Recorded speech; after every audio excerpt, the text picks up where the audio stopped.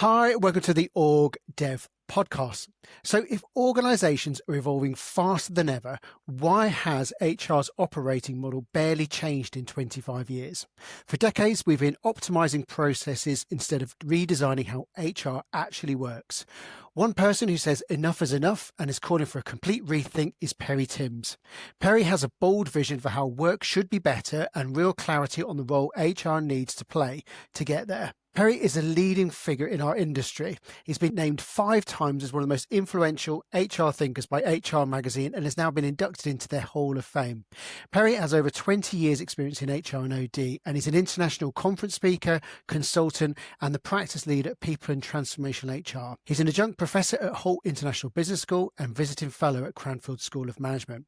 And he walks the talk as well. Through his company, PTHR, Perry has pioneered new ways of working, from a 4-day operating week to self-organising teams, a certified B Corp model, and a focus on life-friendly, purpose-led design. And he's the author of 3 books, including The Energised Workplace and Transformational HR. But it's his new book we're really keen to talk to you about, because Danny and I have been reading it avidly, and that is the HR operating model. And it's a fascinating subject. It's the right book at the right time with the right person, and Danny has spent the right amount of time reading it. For those watching on or listening on audio, Danny's just presented a very well bookmarked book, which is always the sign of a good book. So welcome, Perry. It's really lovely to have you join us today.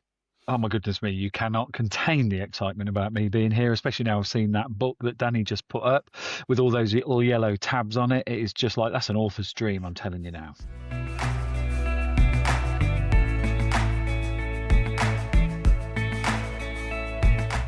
So tell us a bit about the book. What inspired you to write it? Why now? Why this topic?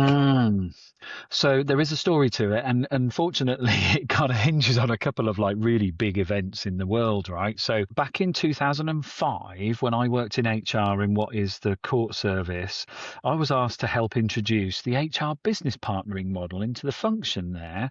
And it happened to be on the day that the 7/7 bombings happened in London. So it's wedded in my mind for a couple of reasons. So we were locked into the Tower Bridge Hotel to teach people business partnering against that backdrop. That was the first time I think I'd come across how that model actually needs to be put into play and what we need to sort of move away from at the time. So that it goes back to that sort of anchoring moment then. And then the other sort of sad occasion is actually Queen Elizabeth II's funeral, where we all had a day off work because that was going on, right? So I sat and watched that in the kind of solemn and respectful way that you would. And then for some reason, don't ask me why, I just sat up on the kitchen table and got my remarkable tablet out, started thinking, it was the year that I was number 1 on that list, thinking there's something I've got to give back to this profession. And I started to sketch around what the operating model could be, quite literally, after watching that sort of solemn funeral procession. And then it just sort of started to come to me, and I sort of thought, wow, maybe I've got something here. I don't know why, but this maybe feels like I could stress test this with a few friends. So that's what I did. I sort of put it out to people I trusted who were practitioners in the world and sort of said, look, if we had an operating model like this and it needed to kind of shift into these sort of spaces, what would you think to that? And a few came back and went, oh, that's a bit different, but I like it, and stress tested it a little bit with me. I then went back to HR Magazine and said, I've got this concept of a new operating model and I'd quite like to serialise it for you as a kind of give back to my number 1 status. And then the editor at the time said, oh yeah, let's do it. So a 6-part series, I wrote that. All of these things just helped me go from a sketch to something that started to form into something.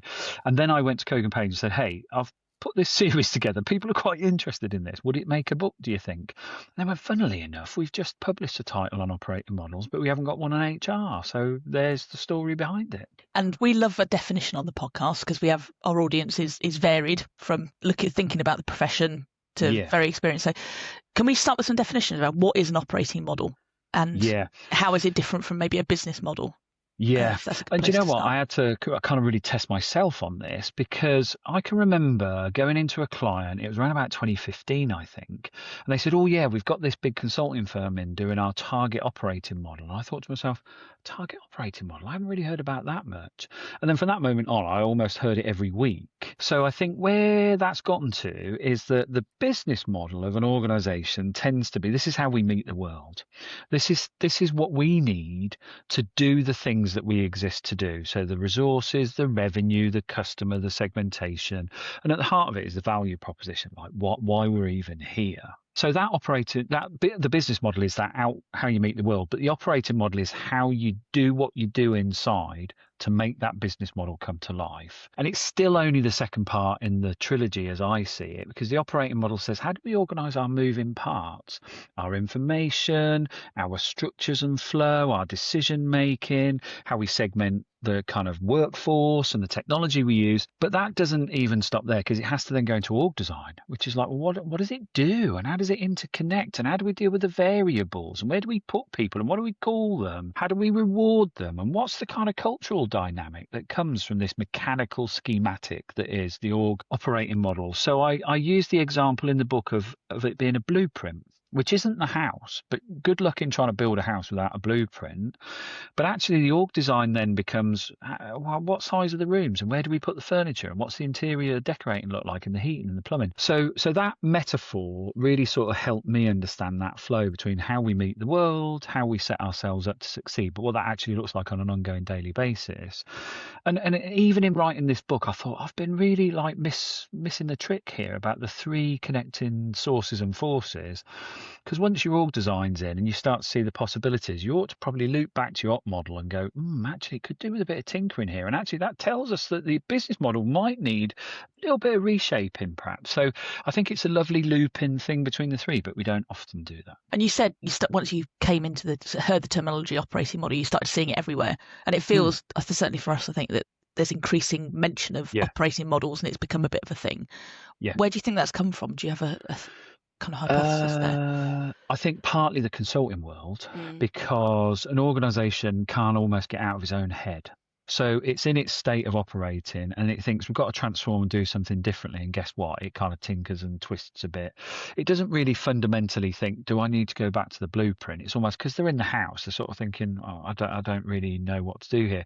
Whereas I think a consultant firm would come in and go, actually, what you're talking about there is a different way to use your garage, an extension to put on there, and we'll take it up a level and give you a loft that you haven't got now. And they're like, oh, yeah, that's good. That gives us much more space and adaptability. But I couldn't sketch that out myself. So I think it's sort of come from that as an industry. But I also think the nature of the chaotic and somewhat unpredictable state of the world's changes has also put so much stress on what a business model and an operating model is there to do that people realise they can't just keep changing and restructuring. They've got to kind of pare it right back to all the founding fundamentals. There's a lovely phrase that Thomas Kuhn, the philosopher, came up with. He said, when it's a bit of a crisis, we don't just do that through a linear adaptive nature. We have to think about the absolute fundamentals that we might need new versions of. And I think it's that. I think people have thought, I really need a new version of what I'm all about. And I think that's come because the world's chaotic problem stacking has just forced a lot of rethinking about that. And your book particularly focuses on the HR operating model. It feels like in some ways a lot of organizations have got stuck, as Garen said, kind of 25 years with the Dave Ulrich model, 3 pillars, 3 stools. Yeah. What's your thought on why does the HR operating model need to evolve? What's the challenge?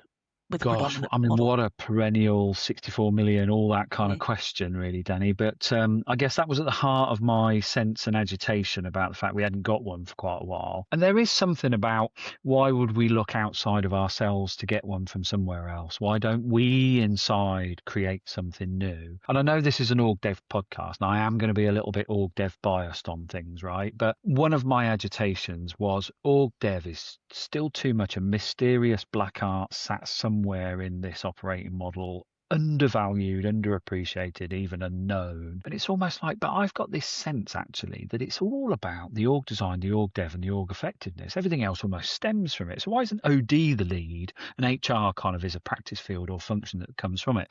It's like, well, actually that's probably quite controversial and difficult to get off the ground because a lot of people are so affiliated with the HR bucket as the whole thing that it's in. But there is a way to perhaps liberate OD kind of forces, OD mindsets, OD practices, skills and so on. So I thought an operating model ought to be a way by stealth, I have to say, to do that sort of elevation, that sort of real noticeable nature of what it can do, as in what OD can do, but also just the fact that HR in those 3 pillars / legs it kind of argues in itself, is that a COE thing or is that a shared service? It's like, who cares? Where's the value chain? Why don't you just move to where the work is? We've almost been neglectful of our own org design while we've been trying to do everybody else's. And I thought, that can't be right. So it was a bit of a call to action that if we look after our org design, we might be better positioned to do better things across the verticals and the value chains that the business has. And I just think this whole sense of an organization that's designed and fixed, and then you only unfix it when the next big thing comes along, that's long gone. So I think we needed something more responsive as well. By the way, it is quite mysterious. We do practice OD with gowns with hoods on this. I like the Traitors program. Yeah. Carrying a lantern. What an image. What, hey. So I think it's fair to say most HR teams are so busy delivering that they rarely sort of take that time to stop and ask if they're organised in a way that still makes sense. But when you go into organisations, what for you are some of the early warning signs that the HR operating model might need rethinking? Like, what do you start to notice in the system? In like, it could be behaviours, decisions, outcomes that tell you it could be time to look at this or redesign it. Yeah, what a lovely question that is. I'll start at the top, actually, and I don't mean to be disrespectful to any HR director or chief people officer, but mostly they're doing senior team adult daycare. They're trying to sort out malevolent, mischievous leaders who aren't doing the right thing or getting them aligned or whatever. And it means that they're paying so much attention there. They're not looking at how their function is optimized and drives change to support that. So I thought, well, that can't be right. So we need to get a way that can actually unhook the senior leaders into a bit more determinable success for their teams. Not their fault, I have to say. They're being asked to play that role. But what they needed was more backup. They needed more data, evidence. They needed more compelling cases. They needed to see more hot delivery, and they weren't quite getting that. So they were always batting on a sticky wicket, I suppose you'd say. So that's when I can go into the machinery of it. So I'll give you an example. Business partnering, if you go in and say to a senior leader, what does your business partner do? You'll get a description that sounds like a super advisor, fixing some faults and problems and sorting out a bit of cake. But I'm like, I don't think that was the intention of the role. What about strategic advice? It's like, why would I go to them for that? And then I see workforce planning nowhere and convulsive recruiting going on. And I see people who just pay token lip service to their engagement scores and just want to notch it up a little bit. I don't really care whether people care enough about the organization to devote themselves to it. I'm like, there's something not going right in the way that information flows into the HR team to then get pushed up to kind of go, this is important stuff, you need to work this out. And ringing in my ear is this sense that I pick up lots of reports from various people, and in it, the human capital side troubles senior leaders. Have I got the right skills in the right way to do the right thing? And the determinable difference that high talent individuals and good deployment does, they're almost just hopeful about getting that recipe right. I'm like, well, that's not playing HR right at all. So I think it's partly HR's own sense of, I've just got to desperately add some value somewhere. Let's do the administration nice and slick and do some lovely L&D and a bit of change, to actually the organization getting the right sense that what it should get from them, and brief them and give them commissioning assignments that are much more stretching and humanistic and powerful on performance. So it's almost like the requirement hasn't been spec'd, but equally the agitation hasn't been put in about you can get so much more from us. So this was a way of saying, if we can show a bit more pioneering spirit that results in impact and value, the business might go, have you got good at that? That's really, we'll tell you, we'll show you how. So it was almost us leading the way, not just taking orders. And so to open the conversation up even further, from reading your book, you come up with some quite challenging, quite common sense, and also some sort of quite innovative ways of actually getting HR teams to think and approach their work in a different way. Could you just define some of the core components that you're also proposing in terms of sort of updating the operating model? Definitely. So there is a sort of a vertical and a horizontal way of looking at it. It's 4 intersectional circles as the kind of basis of the schematic. So if I deal with the vertical one, because that's perhaps easier for people to understand, you've got to be anchored in terrific operations and processes and do all the things that keep the company safe and compliant and trusted and regulatory. So you can't get away from that at all. But we don't want to call it like some shared service admin mysterious thing that just happens anywhere that you could botify at a moment's notice. You want it to be really powerful value-adding stuff. So it starts there, and then it literally goes straight up into the sense of products. And this is probably where it is a bit different, because HR doesn't talk about its things as products at all. It has an outcome in mind. It has usability, and it has something that really technology have defined as features and functions and value creating stuff. And I know there are some people that have got PX and people experience of the product and great stuff going on in that world. Big leap for a lot of HR professionals. So I was trying to bring it a bit nearer and go, if you've got an L&D program, it's not an L&D program, it's a product. It's a product that's helping people develop, be more versatile, be more adaptable, and so on. And so I wanted them to adopt a product mentality to get more of a sense of, is this really built with them in mind, or just because I know how to put a policy together? Because that's what I see, policies put together. Like, where's the usability in that? Do you know what I mean? So that's the horizontal.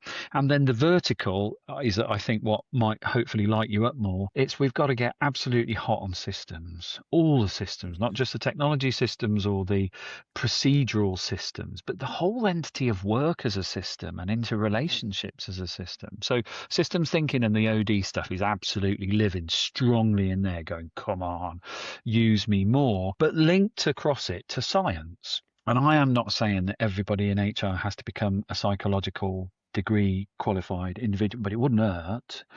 And I really want those people like me who haven't got a psychology degree to just get so curious. You just keep amassing insight about what it is, how you use it, people science, neuroscience, social psychology, anthropology. It's like there are so many things we could lead with that have a science background. And of course, data science and modeling comes in there too. That it's like we are missing out on potentially almost like a supercharge on what we believe is the right kind of things for an organization to stand by, because we're not playing science strongly enough, and the links to systems and what it does to influence your products and how you then process orient them. So that's how the model has come to be. And most people seem to really like the fact that I'm calling out science deliberately, but secretly they're loving the systems more, because that's never been a big feature of it. And I'm getting much more curiosity about systems thinking, what it is and how they use it. I love what you're saying there about the systems piece. But I guess what I'd really love to go back to the product piece that you're talking about there, because that is quite a departure, isn't it? You know, you're sort of saying something that we sort of see as Band-Aid or something that's just part of the work is actually potentially a product. And products aren't ever finished. They're always iterated and developed, and that as well. So if you're kind of arguing that HR should move from process-driven to product-driven, I guess you've given us a couple of examples, but can you give us examples of some of that in action? Like we've seen organizations experimenting with that and how it works. Yeah, definitely. So I've worked with one client recently, so it's very fresh in the mind. And so they have relabeled the HR function as people experience. That's what they're driving it through as, to depart it from its administrative kind of current paradigm. And within it, they've looked at the products from a sense of, even before people join them, almost like, what can we give and deliver people that helps them make the choice to come to work for us? So they're thinking about like pre-onboarding, I suppose you say, well, even not pre-application stuff. So they're thinking differently about employer brand, and they're thinking about it not as a marketing tool, but how can we get people to know who we are, where we've come from, where we're going, and what it might be like to come work here, even if they don't even consider applying. And I'm like, whoa, I'm loving the feel to that. Then they're looking at the recruitment process and going, that is at the minute a little bit tortuous on both parts. And so we want to make that much more open. And they were thinking about things like neurodiverse friendly and so on and so forth. And because they're in an industry where there isn't high female representation, they want to make sure that people who are women think that's a place I could be at. So they're starting to think very deliberately about those. And they are starting to think about products and usability and tone and sort of empathy and how they design it from a point of, who are we after? What do they need? How do we provide it? So I guess you might say that's where they're starting to get a little bit more into the personalized sense of it, without tying themselves up in knots trying to hit 56 different use cases. They're just taking a really, where don't we play strongly enough and how could we, and taking a product mindset to that. And they've pushed that all the way through, even to exit. They've also said, actually, when people leave us, there's a product there, which is why, what can they help us with? Do they want to keep in touch? And so on. I'm almost like, wow, what a refreshing way to look at it. And they wouldn't have got there if they didn't start thinking products. And what does it take in terms of kind of shifting culture or mindset or skills and capability for people to move from where they are to that kind of product approach? Quite a lot is the short answer, but the approach starts, I think, with getting really comfortable in knowing what kind of data you can base it on, so that it's not just whimsical trend flying stuff. It is a bit more like, well, what information have we got? So actually, before they got into thinking about a product, they thought, we've got to get our information house in order, and we need to do that. But actually, what they did was they started to think about their data management and knowledge as if it were a product that they were making available to the rest of the HR teams. That was a nice shift. They started to think that way too. So design thinking does come in. So the empathy, the prototyping stuff that comes through, they're starting to think in that way. They're starting to think in shorter cycles, Danny, of how they develop a bit of it and then test it and then bring it back in and bring people in with expertise that they wouldn't normally have done before. Because I think they're recognizing where they were short and deficient, and it might slow it down or stop them even doing it. And they think, yeah, but we know people, we could bring people in. And their early experiments with that has found that actually people quite enjoy coming into HR saying, oh, this is interesting work, and they're like, oh, well, what have we been doing? And selling our own like stimulation for coming in. So they're building capabilities like that, but I think they recognize they are at the start of that. So I think what they really want to do is get really hot on how they get proper prototype and proper customer inputs and feedback in a much more regularized way. So they would say they're a bit messy and amateur right now, but the intent is really there.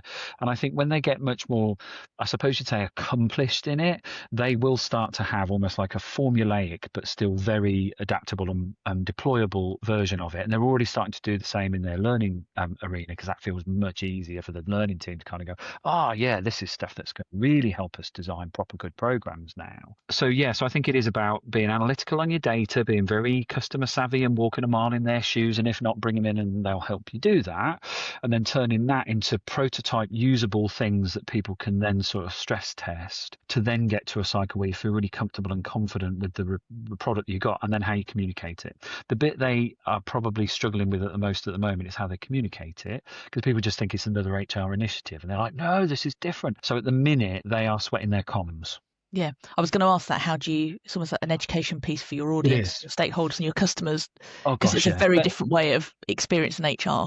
Because HR does have a kind of, we love a kind of policy that's shiny and finished and beautiful, and kind of shifting to a kind of minimum viable product can feel quite challenging, risky, risky. And you're introducing something that's countercultural. So it's an actual culture shift exercise, isn't it, as well? So are there particular organisations that lend themselves to sort of the 3.0, or do you think there's opportunity for all HR teams to look at themselves in a different way?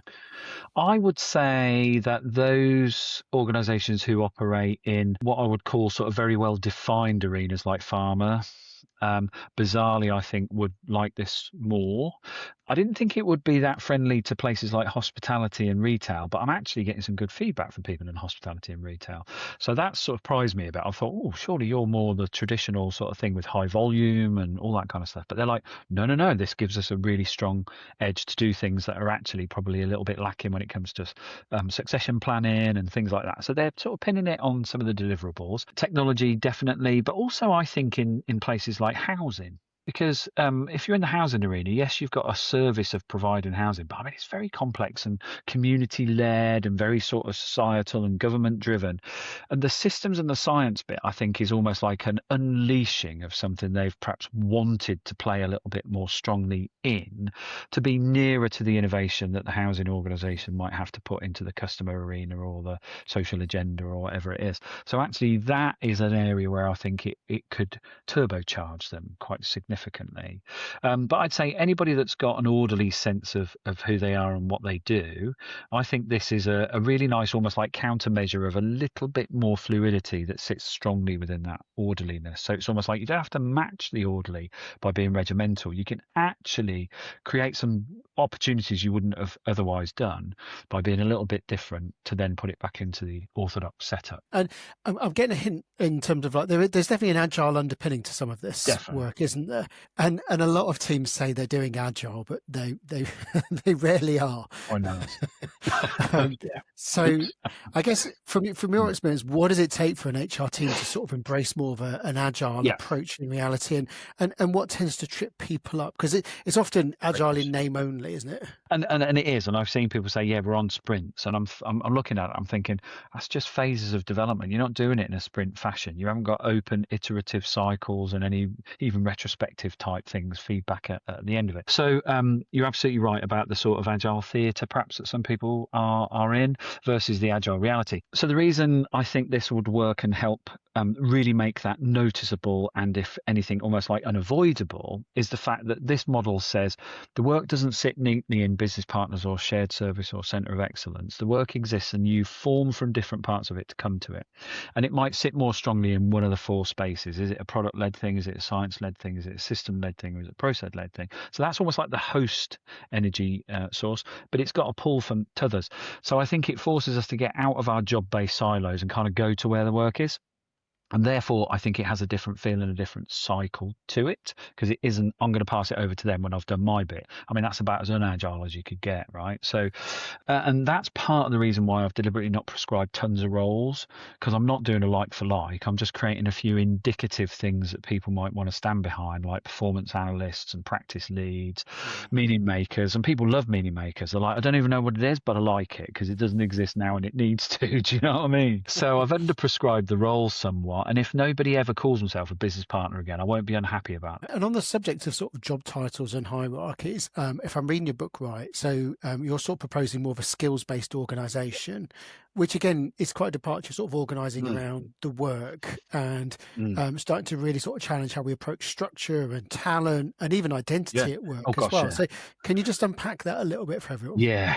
I recognise that we form an almost unhealthy attachment sometimes to what the job's called, and we almost identify ourselves as that. You know, I'm this and I'm the analyst. I'm like, is that it? Like, do you really want to just describe yourself with that job title that somebody else just plucked out of some matrix anyway? So, but I do recognise that in itself needs to be replaced by something. So I think the things I'm trying to help people advocate are that they are more able to describe the impact their work has, not just what it's called. So therefore, if you deliberately remove them, you can say to people, well, where do your skills and capabilities come out the most? And they describe it in some form of analytical thing or design thing. So it's like, oh, so you're a systems designer. It's like, yeah. It's like, well, that'll do. So kind of keeping it generic like that. But it has to be followed up with so that ... And that's the value creating piece, the impact that it has. And I think if we model that more in HR, we can probably get more comfortable in how we detach our business colleagues from their own job descriptions, which mean absolutely nothing really, apart from some sort of social cred. So if we really want to create a skills-based organisation, we have to be the best at that before anybody else will buy it. And I think there's something about where I've seen HR teams working with some of the pharma companies that have gone down the skills-based route, they're still hanging on to their job. I think they jar with those skills-based flexible entities. So I'm almost thinking, well, you haven't even read the room, have you? Do you know what I mean? So I really want us to pioneer that, get really comfortable with it, work out what it means to things like reward and recognition and career progression in our own domain, because then when we get more comfortable with it, like we've already got a version of this, it's like our beta that we can then take into the final version for you. So there's a lot of deliberate stuff that's perhaps not quite prescribed, because it depends obviously, but I really want us to get really good at that kind of thing, a bit more working in liminal spaces and being very ambiguous about things but still delivering great impact. I think if we had to summarize one of the catchphrases that have come up over all of the podcasts that we've done, it depends is probably right up there, because it does, doesn't it? It really generally does. Yeah. One of the things that stuck with me when I was reading the book is at one point you say you need to make the entire organisation interested in the HR operating model. And I thought that was really powerful, because there's a profile and a reputation issue with HR, isn't it, as a function at the moment? Tolerated. Probably more so today than ever, I would say. Oh, yeah. I mean, I think we had a little moment in the sun, in the not nicest possible way, when COVID happened and it was all just chaotic, and we held it tight and did lots of overachieving things. And I can remember lots of people who weren't in HR telling me, like, oh, I'm glad I got the HR I've got, because they really helped us out. They sorted this out, sorted that out. Then when it came to things like, well, what happened afterwards? We know there's been loads of snapbacks and all sorts of things going on, right? But I think it then became almost like the business kind of going, so what are you going to do next? It's almost like, I don't know, what do you want to do next? You're on the business seat here. Almost like, well, we just want to get everybody back in the office then. It's like, oh, really? You want me to do that? You want me to stand with that? And I think there's an odds thing there with almost like power grabs and controlling mechanisms, and HR realising that's not what it should play anymore. So I think we've got caught in the rock and hard place situation there, Danny. So I'm totally with you about the sort of current vibe, which is, oh, let's dig the knife into HR again and give it a kick in the shins and stuff. And it's almost like, oh, come on. That's just you acting as a bit of a sort of human shield there with HR out front for those, because they're your decisions and you're asking HR to do something which is almost impossible to tabulate. So I think the interest in the HR operating model is where we can kind of do something that's so inventive and so progressive that the business kind of goes, how have you done that? How have you moved from being somebody I used to tolerate and kick a bit to actually giving me stuff I didn't even ask for? That's amazing. So I think I need us to get to that, because I don't think we meet the business on its own demands. I don't think they're giving us the right demands. I think we go ahead of it and go, I've looked over the hill. This is where I think we need to be. This is how we do it. This is what science said. This is what the value that would create. Business leaders go, how do you work all that out? It's almost like, well, I just didn't follow what you asked me to do. There's a famous story of Greg Dyke, you know, the BBC commissioner from back in the day. And somebody was working with him in the HR field. He would call them into the office and he'd give them about 9 projects to do. And the poor HR leader was trying to do these 9 projects, coming back with reports. And Greg said, oh, I forgot I even asked you for that. I don't want that anymore. So the HR director got used to this and kind of like said, okay, you're giving me 9 things there, Greg. What 3 things are most important? He's like, oh, okay, well, those 3. And it's just both a simple version of that and almost like a don't expect to be asked to make the right decisions. I think we've got to go out there and illuminate them for leaders now, because they don't all know what to do anymore. And I think there was a thing in there, wasn't there? Just that power of asking that question. You've given me 9, which are the most important 3? So there's a real important role for HR and anybody working with senior leaders to ask those questions. I had the pleasure of talking to a group of CPOs in charities, and I was sort of saying, look, if I had a magic wand, what's the one thing you'd really like me to do? And a few people came up with things like, you know, a bit of capacity and so on. But a couple came back and just went, I just need to know what the priority is, because there's about 15 of them. I don't know which one to put my bets on. And I guess I'm always really interested. So why would a professional walk out of that room with 9 priorities knowing that they can't do it? I know. So is there something around the profession, around sort of lack of confidence or boldness, or, you know, do you have a hypothesis around it? I do. I think it's our desperate attempt to show merit and value, and just almost like, you give me the impossible and I'll at least try and give you something. And it's almost like, well, why don't you ask, that's impossible, but what is possible? Do you know what I mean? I think we've gotten a little bit seduced by the just keep doing loads of stuff and we'll eventually get loved and appreciated. And it's like, no, you'll just get piled on even more with stuff that's spurious and not well thought out. I mean, I've caught myself doing that anyway. So, like, you know, I had a flashback then to about 2010. So I totally get why it's happened. That's kind of my hypothesis. And that's because we're not as confident, assured about the things that we really do and should get behind, some of which we're not asked to do. Some of the stuff is that we know is right for the people in the business. And some of it comes from the fact that we've perhaps been a little bit comfortable away from the sharp edge and we've just kept the lights on. I think we've got to go out there and go, I got my torch, what else is possible? And I think we've got to do that now. So I think a bitter lesson there from where we've tried to be pleasing and it's not worked. And the other thing associated with that you talk about in the book is the kind of that HR is very focused in the here and now and not future ready. We're not kind of involved in those future conversations. Oh yeah. It's so rare that I get the joy of seeing a chief people officer and their team like ahead of the organization going, do you know this is coming? Do you know this is possible? And business leaders kind of go, no, I thought I knew what was going on here. It's so rare. And I just kind of get really frustrated by the fact that we are head down so much and we are not head up and even head together on some of that futures stuff. So I love environments, and I've got one example with a client. We started out from a talent and workforce planning agenda, and as soon as we got into it, she started to go, we've got to get a bit bolder here because the future's going to hit us before we know it. Even if we build this right, it's going to crumble within years. So with great kind of intent and a bit of help from me and a lot from her team, she got the board to project to 2050 and work back from it. It's one of the most glorious things I've ever seen, because I've never seen executives get both excited and confused in the same mind, which is helpful sometimes, but then so appreciative of the fact that HR facilitated that discussion, it's almost like they've got newfound respect for them. They're almost like, well, can you keep doing that for us? Because we don't get that from anywhere else. And I was like, yes. And sort of going full circle with some of the things you were saying earlier, which is the role of systems thinking, that is a huge opportunity for HR, isn't it? Because the one thing that HR has that a lot of teams don't have is access and the ability to actually sort of see and shape the system as well, and the ability to facilitate, coordinate, and those things are really powerful things that potentially are missed tricks, aren't they? Oh, massively so. It's literally like we have had access to not just the kind of fresh fruit aisles, the whole supermarket infrastructure, and we haven't exploited it at all. And I think you're absolutely right, Gavin, that we master that and become really adept at using that to facilitate the right conversations with leaders. They won't even recognize necessarily the value that's being added, but they'll bring that conversation in more and get HR to facilitate it and lead it. So sometimes we don't have to even reveal the hand that we're playing with, but I think if we get them to start betting and working in the right way, we almost don't need to reveal our tricks. But having a systems thinking mindset is just the most critical thing I think we could ever do in HR. Hi, we're just pausing this interview for a moment. Have you ever finished an episode of the OrgDev podcast and wish you had a cheat sheet that summarises all of the key points? Us too, so we made one. It's called From Pod to Practice, and each week in our newsletter we'll share a 2-page summary of the latest OrgDev episode, and it includes key takeaways, a reflection prompt, and one small action you can try. And it's all in a digital format with space at the end to add your own notes and reflections, and it's designed to help you take the learning from the podcast into your day-to-day work.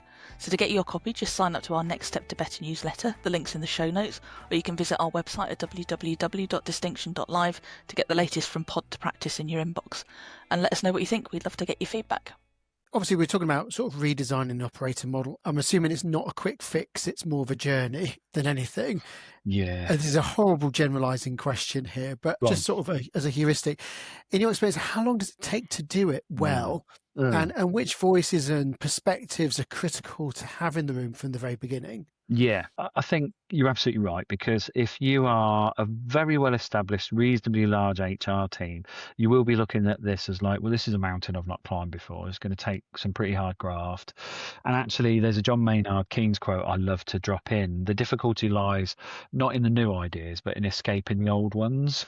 So I think we're hooked on that a bit, because we feel a bit fragile and we're like, well, we're going to have to let go of that. It's almost like, yeah, but I am not holding on to anything then. So I recognize the mental model thing is really tricky. So where have I seen it and how long did it take? So I started working with an organization about a year ago, and they have gotten themselves ready to roll now with a new operating model in about 8 months. They're about 6,000 people. The HR team's about 60 people. So that gives you a sense of that. So that took quite a while still. And there was a little bit of convincing of the HR team because of their sort of holding on to orthodoxies and so on. But actually their hardest yards were going out to the business saying, this is what we want to do. And then kind of going, well, what do you want to do that for? Almost like absolute, complete and utter abject rejection of the possibilities that were being put in front of them. So they're like, no, don't we just need to do that? It's almost like, no wonder we've been where we are, because you just asked us to operate just above the plimsoll line, right? We're talking about absolutely like, catamaran speed here, not tanker stuff. So they had to do a real sales job. Now they had to enlist the CEO, who was kind of open-minded but unsure. And so it was almost like the vertical directors were the challenge, but they just found one who had a very strong operational lead who suddenly cottoned onto this and started to think about talent and succession in a way that actually he wanted to get that conversation a bit more on the table. So they shamelessly manipulated that energy at the top level and sort of said, well, I'm going to buy it. I'm going to do it. And if I outperform you, then I'm all right, aren't I? And they went, oh, get you. So they all started to get interested then. So they had to create a little bit of interest at high level. But yeah, the chance to do something incredible and exceptional was almost like rejected in favour of, no, just keep in your lane. It's like, oh, that was really quite hurtful. And the HR director and I had some pretty deep conversations about, she was saying like, do I still want to be here if I'm getting that kind of reaction? It's like, well, do you want to give up or do you want to push it on? So we ended up doing a bit of co-counselling on that one, and that's when I think she had a little aha moment and breakthrough and started to position it differently and enlist that ops lead. Bang. I was going to say the other thing we'll often hear when we work with particularly HR teams is how busy they are, how much day to day. How do you get organisations to free up the time, or HR teams to free up time or make time? It to is focus the biggest on this stuff. Yeah, it's the biggest challenge. Because the mental model thing, you can work with almost like, just hold your nerve and see how it goes and so on. And in fact, just to that, and it's a slightly linked answer to your question, is about introducing the concept of experiments and feedback loops, which HR is normally pretty poor at that. So introducing that actually brings a bit of energy, a bit of fast feedback, and it does kind of almost like reduce some of the wasteful effort that we see in not doing it that way. So there's a bit of a shave time and claim it back there. I often default to having to get people to just start measuring what they're up to, because they don't. Because I ask them, where do you spend your time? They're like, they just show me the diary. I'm like, I still don't know what you do and where you spend your time. You're in meetings a lot, but what's going on? Why are you there? So I have to do a bit of handbrake, quick timeout, quick purge, and I just try and help them create 1, 2, 3% capacity per day or whatever, and just pull the resource a little bit more, just get a little bit smarter about it. So I have to do some quite forensic role-based, job-based, work-based, task-based stuff, and sometimes the agile tricks help there without telling them that's the case. Like, at least measure your work. Like, if you've got an L&D program to deliver, like, how long does it take you to design it? How long does it take you to deliver it? And they're like, well, it takes this long in terms of a calendar. I'm like, no, that tells me the window, not the work you do, not the hours you put in. And they're like, oh, and then they don't know. So I then get them to start to literally do mathematical calculations to try and at least understand where they're going. Because only when they do that do they start to get dissatisfied and resent they're wasting time on certain things and want to drop it. Only when they add it up are they like, what am I doing spending that much time doing that crap? So I have to create, and it's a Beckard change calculation resistance thing, isn't it? I have to get them dissatisfied that they're wasting time before they'll then start to think about how to do it. But they have to do that systemically across the team, right? I do get some people saying, no, I'm far too busy, I can't do that. I can't even spend time looking at why I'm so busy. I'm almost like, all right, you carry on then. The rest of us are going to move on. And they get a bit jealous, FOMO. Yeah. And that's where the systems thinking comes, isn't it? Why am I so busy? What are the what's going on beneath that's keeping me in that reactive place? Incredible how many people are, potentially skiing downhill and absolutely no idea where they're going, when they need to stop, and whether they're taking the best route. And it's almost like, surely part of the skiing is stopping and looking at the scenery, thinking, well, where do I want to go now? So they are literally bobsledding to irrelevance. I guess there is something that teams can make an inadvertent mistake or a threat to doing operating model correctly, is like the implementation of technology, because in a way that can take it out off your hands, can't it? Like, well, we end up just organizing around the technology and its processes, and the vendor's always going to say, well, we're fine, it'll fix everything, don't worry. What's a good way to sort of leverage and work with technology without being sort of managed by it? Again, that's a lovely question. And a few people have sort of said that maybe that what they might have liked to have seen in the book is almost like a secret recipe for how you can deploy tech to make all this happen. I'm almost like, I daren't go there even if I felt capable of, right? Because I think please. But I think I've set myself up for fail. But I'm happy to kind of address it now, because I think we can think about systems in a particularly systems way. We can think about the products that the technology is there to deliver and serve, and we can think about the processes that the technology is there to enhance, or we lose or recalibrate or whatever it is. So the only thing out of the model that doesn't sort of fit as much as it might do is the science. But actually, I think we do a science sense check on how do people feel about technology now. So we would take that sort of same model and start thinking, we've got technology to deploy. What is the product and how does the product work? And we can get really product oriented with the tech, like you say, because I don't think we call out vendors enough about whether what they've got is what we need. Because I've seen so many installations where people then say, but that's not as good as it was before. I'm like, how did that even happen, right? So I think we get caught out in that. Now, this requires, I think, a crack team to work on this. You have got to get some people whose sole focus is how does this tech make the boat go faster and do the right stuff, and they bring people in and they kind of work with them. But if you don't have that kind of ownership, I would absolutely struggle to see how we're ever going to get the tech to work in that way. But I think it's also like we don't often take the right kind of user perspective. We don't run like labs and simulators and kind of get people in to sort of show us what work we do and how we meet them on their terms. So I think we're still looking at HR systems a little bit devoid from ERPs and CRMs and so on. It's almost like it's got to be so complementary to them. That's where we can bring our tech analysts in if that's what we've got. So it absolutely needs to be treated as a very specific space that brings the best out of those four critical areas in the op model.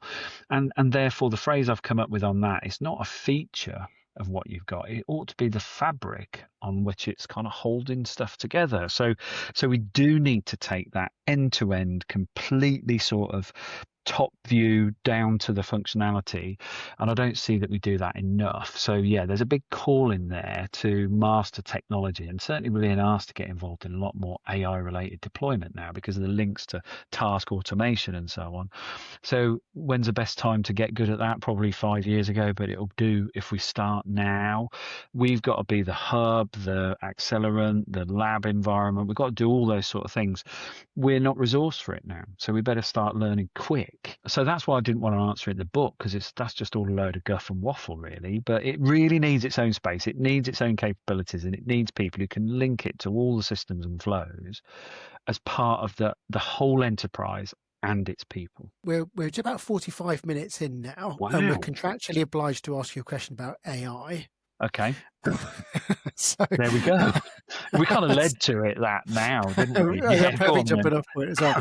I guess, yeah. So I'm just interested. It's sort of quite a big question here, but like, how do you sort of see the potential for AI affecting HR? Is it an existential threat? Is it overhyped? Like, how do you think it might influence the way in which HR works moving forward? A really nicely framed way of looking at it, to sort of think about it as a sort of replacement for much of what HR stands by and does. Because I think if we ignore those opportunities, I think we're being a bit daft, because I think there are things it should replace and it should make more accessible and automatable and so on. So for a start, I think it's an enormously strong opportunity for us to get our information house in order that we haven't done. How long have we been talking about data analytics as a core skill in HR? We are still punching well below our weight on that one, right? So it's a real chance to do that right. And if anything, master it to a point that we can almost be a little bit envied by our business analysts and our customer analysts. Because I think, why would you not know everything about your people and what they do when we know everything about the customers and the business flows? Like, it doesn't make sense to me. So we've got a really strong chance to push that one. So that's not a threat at all. That's a massive opportunity we ought to leverage. But we can't do it if we don't get rid of some of the stuff that we are currently having to do. So resisting outsourcing it to the bots just because it doesn't feel very human is a stupid argument. It's like, look, if it's a process stuff, I'd rather talk to a bot than a human and just get the right answer. So bring it on. And then when it goes into exception handling, I want somebody who's skillful, adept, and interested in solving my problem, and I'm happy. So it's more that sort of service proposition. But I do think there's something about our responsibility to help the organization not get either carried away and sack loads of people, deploy bots, and then have to employ them again, which is stupid and costly. So that sort of ethical, procedural, impactful thing, I think we need to be that voice on the shoulder going, oi, steady on, Tiger. This is something we need to incrementally build. But also I think we can lend back to the business then, well, if you're making efficiencies there, it's not just about cutting people. This is about reskill, redeploy, and enhance service proposition. I've got one example that I saw where 500,000 call handlers across the globe had a lot of their work outsourced to a bot, but they were trained on that, so they kind of knew what customers were getting. But they gave emotional intelligence, negotiating skills, influencing skills to those agents to deal with the exception handling much more richly and deeply and powerfully. NPS scores are going off the charts, and they're winning more work because their human capital is better than anybody else has. That's the stuff we need to be in the arguments about when it comes to AI outsourcing and automation, because we talk about augmentation, but I think we've also got additionality here. What's additional that we can't do now that we can do for? I think it's a really important role for OD and HR to play in terms of helping people articulate that. What are the possibilities, and what skills and capabilities and training and learning people need to feel confident to operate in that new world. So definitely. Yeah. So one of the questions we always like to ask is, what aspects of your work do you find most fulfilling and exciting, and what bits really bring you joy? So I think it is the sense that you can intervene and participate, particularly with a team, in an undervalued HR environment and see the glint in their eye when they realise they can do so much more with so much power and influence. Because I think we've got used to being a little bit under the radar and battered a bit and all that kind of stuff. So that gives me an enormous amount of joy. And I never do that glibly as some kind of like, I'm just going to give a bit of utopian magic walk away away and you'll be even more depressed when I've gone. I will want them to see how they can do that and what's in their agency, and then their team kind of comes together around that. Because I guess I've been around it long enough to have known that we are sometimes a little bit comfortable with that sort of nobody understands us Millwall fan type mentality, and I want us to be the surprising artists. And I see that in people a lot. I see them like, what, really? I could be that and do that? It's like, yeah. I mean, not specifically in those words, but you can tell there are frontiers they haven't even dreamt about yet that are within grasp if they play this right. That gives me huge joy, because that's the only way I think we're going to unlock organizations from being mechanical machine, Morgan's metaphor, psychological prison type environments, to proper living organisms, which I think the world wants us to be like that. Fab. And then on the flip side, what do you find most challenging about the work? This is going to sound really bad, but the pace that people actually work at versus the pace they tell you they want. So I get the impression from people, lots of things are really urgent and pressing and need to be done really quickly and all that kind of stuff. So I gear myself up, I get ready and so on. Months down the line, I'm like, where did all that go? And I know you're laughing because you probably are feeling the same thing now, right? It's on fire. Help. That's totally it. And then it's almost like, geez, is it just me thinking I can work to that pace? What happened there? So I do get frustrated about people who take things slower than they have to for that reason, almost like they impede themselves. But at the same time, I do also get frustrated by people who are not thinking smartly enough and just knee-jerk into something.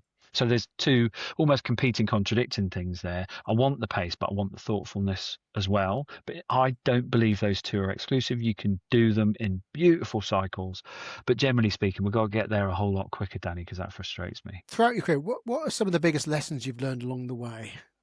Cool.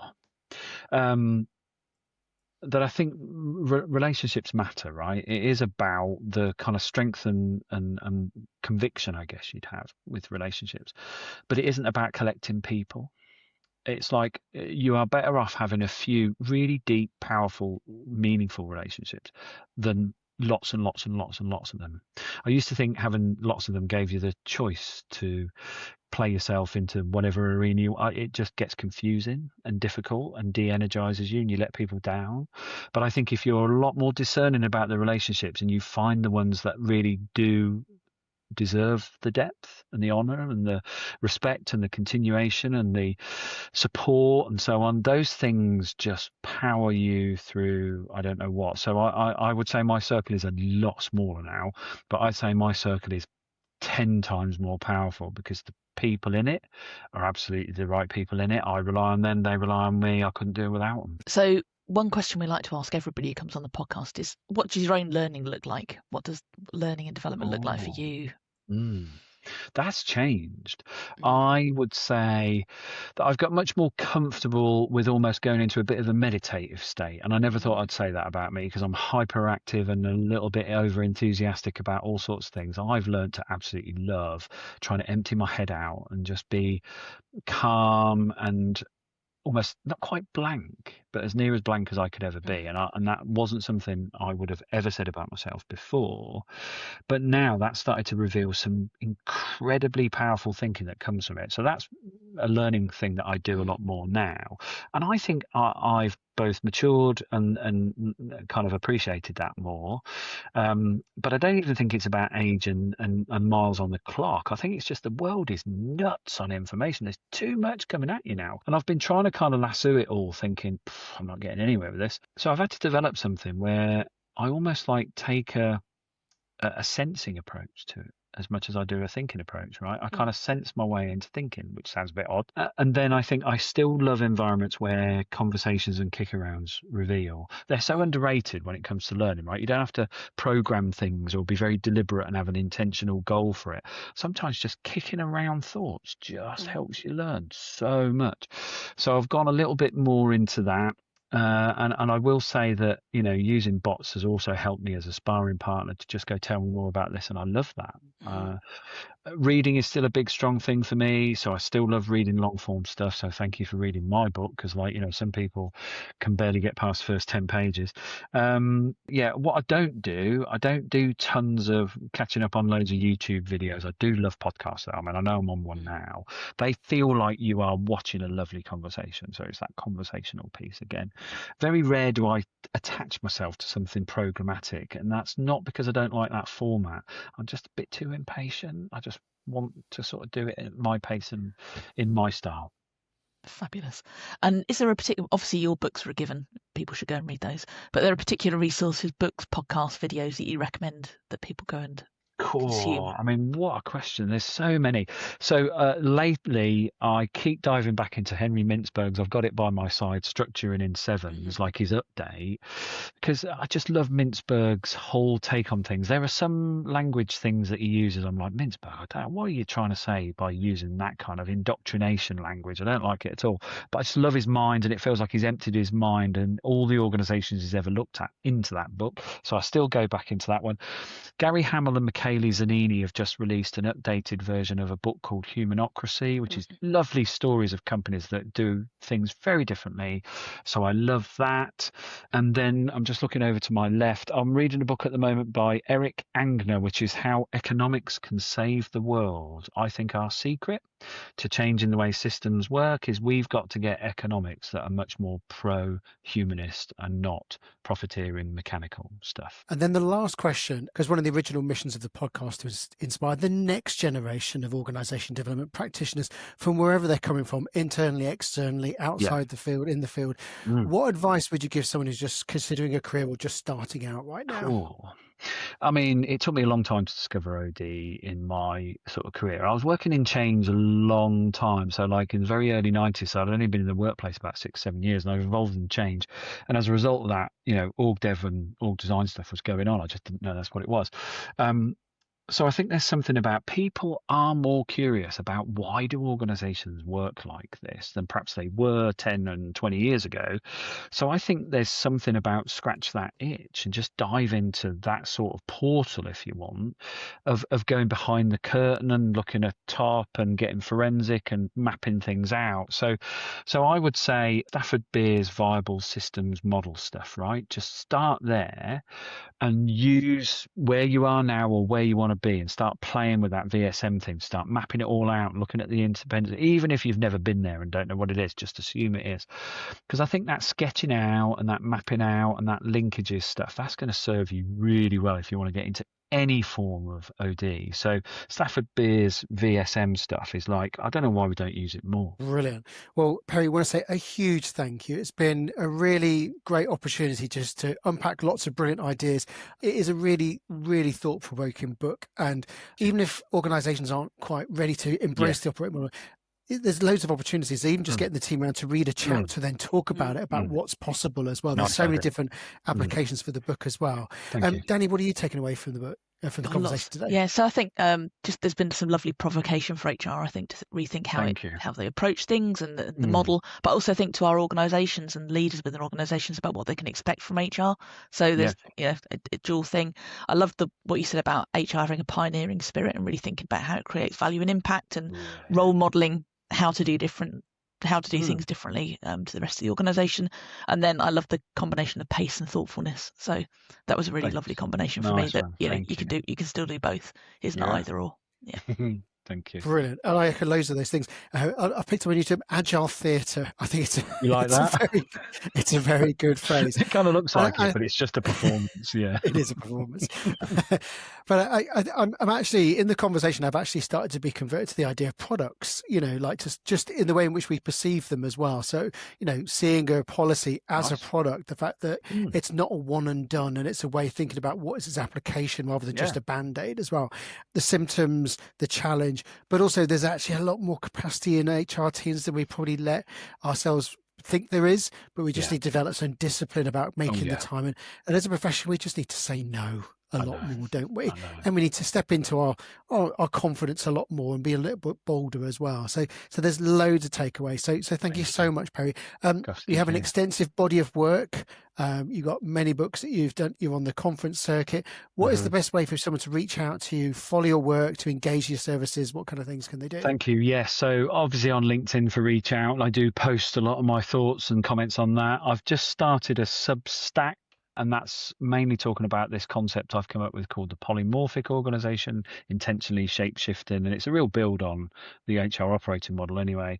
I still blog on Medium. There's still some stuff on there, but generally speaking, YouTube stuff, you can probably Google and find me talking about things, and increasingly podcast channels. So I've been on a few now, but I can honestly say like this one's been the one that I just didn't want it to finish. It's been really good, yeah. And for those of you, all the books that we've mentioned from Perry's previous works and the latest book are all in the show notes as well. So you'll find a link that'll take you straight to the site as well. So I want to say a huge thank you, Perry. If you are watching this and you're one of the few people that haven't heard of Perry already, and you think you know someone who would really benefit from Perry's insights, or you're part of an HR team that are feeling stuck and it doesn't have to be this way, then please do share this podcast with them.